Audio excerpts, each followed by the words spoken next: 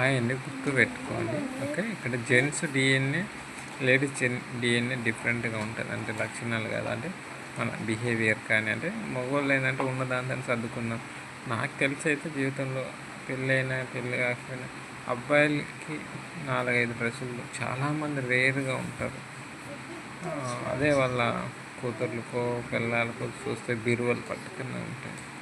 నాకు బాధ అనిపిస్తుంది. పాపం వాళ్ళు ఎక్కడికైనా వెళ్ళాలంటే వాళ్ళు ఉతికి వేసుకోవాలంటే వాళ్ళు ఉన్నదాంతో సార్లే మన తిండి ప్రశాంతంగా ఉన్న మన పిల్లలు మన వాళ్ళు బాగుంటుంది అనుకుంటారు.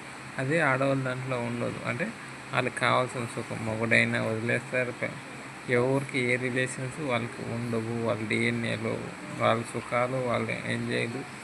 అందుకే ఇండియాలో దరిద్రంగా అభివృద్ధి చెందకపోవడానికి లేడీస్ ఖర్చు పెట్టి 80%.